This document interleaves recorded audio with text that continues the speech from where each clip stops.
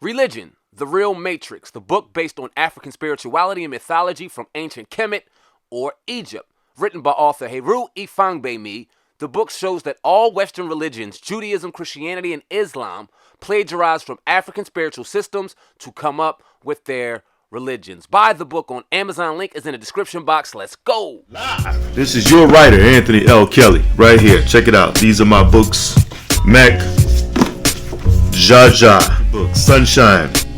And this is my first book published, Saving Miss Carolina. And this is my latest, El Manic. Go check this book out, man. This is a nod at hip-hop on its 50th anniversary. This is a nod to one of the illest MCs to ever do it, Nasir Jones. I'll leave all the links in the description box. Salute to everybody who's ever supported me, man. Y'all go support your boy, Anthony L. Kelly. Check till next time.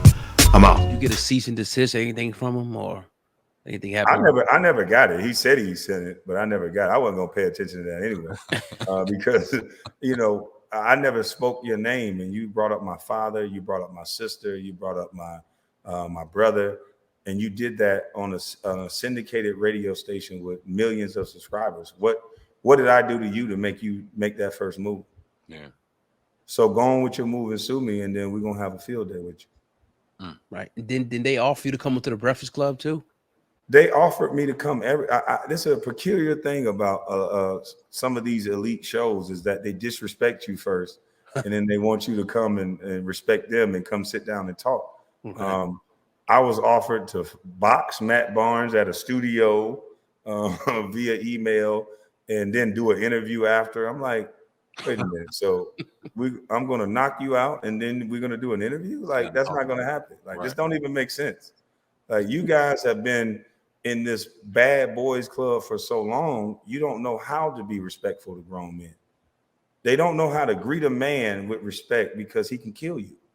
And I look at every man, I don't care how tall you are. You could be 5'1", you could be 7'8". Mm-hmm. You're a potential killer to me. Yeah. And if you disrespect certain men in a certain way, that could be the end of your life. So I don't make it my business running around disrespecting men. I don't pretend like just because I got some sort of money or status that's going to make me somehow protected. And it never works out that way. The guys who get that ego in their system and they think that that's what makes them manly by having a bunch of dudes that protect them, they never are protected. So I don't understand the way our men are moving now.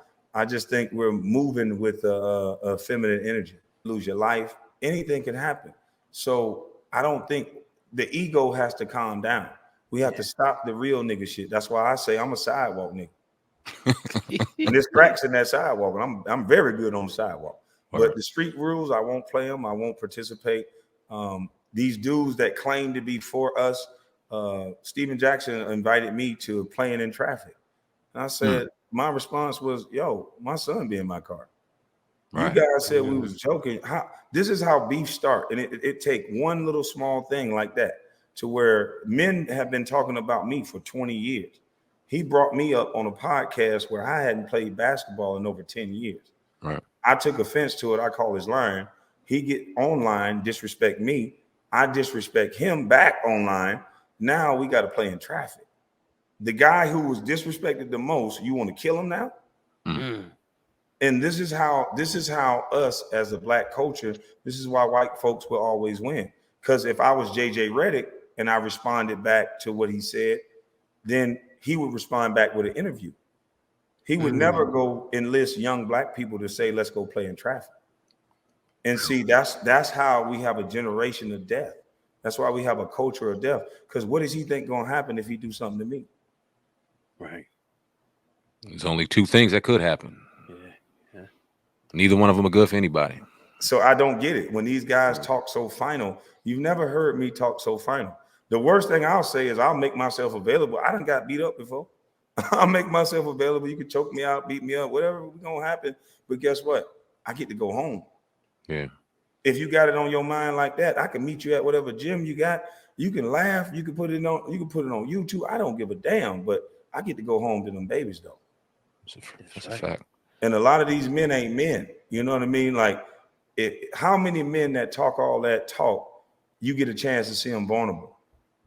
You know, I looked you up a little bit, oh God. No, which one? Hold on, wait a minute. I done got y'all confused. One of you guys do jujitsu or jujitsu. That's Yeah, you. that was Okay. yeah. That's So I looked you up and I said, okay, I didn't even know this guy do jujitsu, but half of the men that would argue with you online, they're gonna get choked out. Yep. And that happens in practice. Yep. You get to see that every day in practice, men being vulnerable. So these guys that's just talking and hiding in groups, you already know they faking. Mm-hmm. I took my son to the gym. I've been a part of those gyms. You're gonna get choked out. It's somebody in there that's a better dog than you. Yep. Yeah. And you have to learn to be humble. You have to learn to accept when you win. You have to learn to accept when you lose. And it builds character. You're not gonna go run and get a gun if you lose because you done lost before. Yep. I'm not gonna go run and get no gun because I done lost before. This ain't nothing. Yeah. I'll get you over there that's laughing though. That's the way it works. But everybody's selling everything that's surrounding my name. They're monopolizing my name. I had to fight to get Mama's Cooking back. Had to fight to get Bus Life back. They're selling hats. They're selling cups. They're selling mugs. Damn. They're selling pins. They're selling everything. It was the most bankable thing in the world because women are the key ingredient to raise strong children.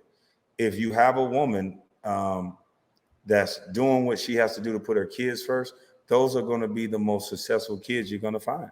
Right. And if you have a man there to assist with the protection and the things of that nature and making sure it's a solid unit, these are the most successful kids. And it's no doubt about it.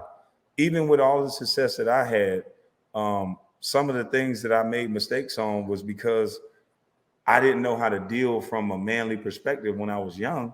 Because yes, I had a man around me teaching me how to work, teaching me to do certain things, but that was only temporary. There wasn't a man in my house consistently because my father was in prison. So some situations that men act out on, they're not acting in a manly spirit. They're just acting out of emotions. So what they think is tough is not really tough. It's just you tripping. And so once I realized that, and you know, it's just everything about my life slowed down once I started realizing that, you may need to go to counseling. You may need to change up the way you think and don't be apologetic about your feelings and the way you think. Most Black men, we're afraid to say what it is that we think. If you look at the white guys, they say whatever. Look at the top chef, Gordon Ramsay. He says whatever. Yeah. Look at Conor McGregor. He says whatever. Any Black man that say whatever, they tell him be humble.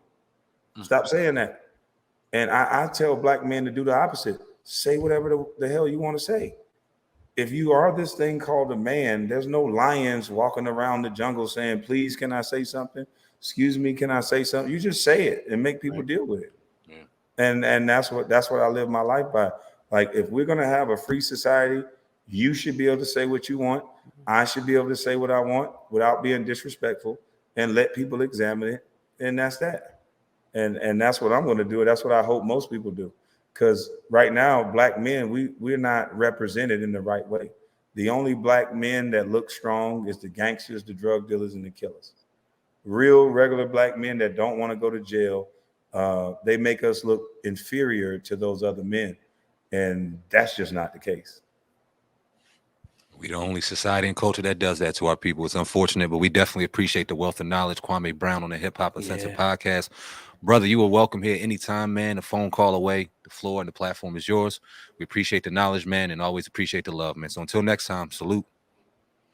Man, salute both of y'all, man. Thanks for having me, man. Anytime, brother. Appreciate you.